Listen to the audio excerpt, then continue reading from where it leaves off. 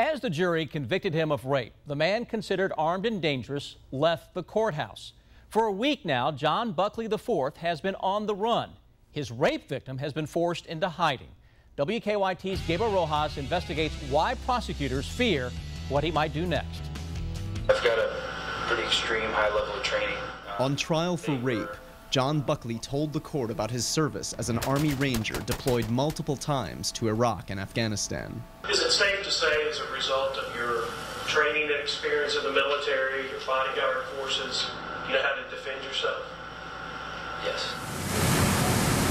But just as the jury reached a verdict, the judge had an unusual announcement. I'll also advise you at this point, the reason for the delay, it appears that the defendant, Mr. Buckley, has voluntarily chosen not to return to court. Free on bond, Buckley simply walked out of the courthouse before the jury found him guilty.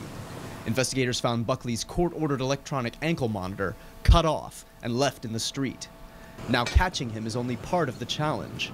Authorities fear he may want more than just to get away. The night this happened, when I got pulled out from in front of a window and told that he was a trained sniper. Mary Houlihan is the director of victim services in the Fayette Commonwealth's Attorney's Office. Her first priority was securing Buckley's rape victim, who had just testified against him. Like we would talk sometimes. Predominantly, I was concerned with her protection and how to get her to a place where she would be safe.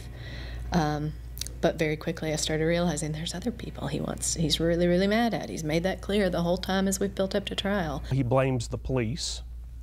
He blames individual detectives. Assistant Commonwealth's Attorney Todd Bradbury was the lead prosecutor in the case. And now he's fled, and that scares the bejesus out of me.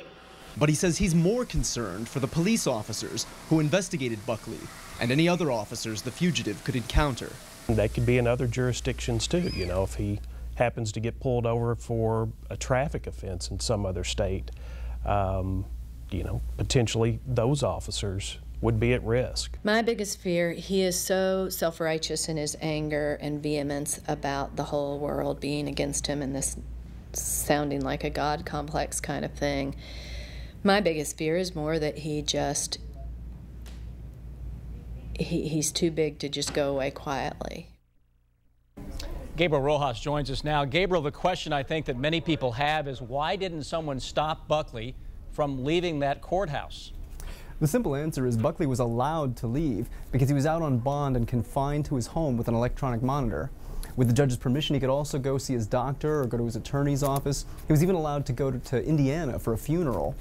On the day of the verdict, he left the courthouse at 2:51 and went home. When jurors returned with their verdict at 3:50, his whereabouts started to be questioned. 21 minutes later, an alert went off indicating his ankle bracelet had been cut.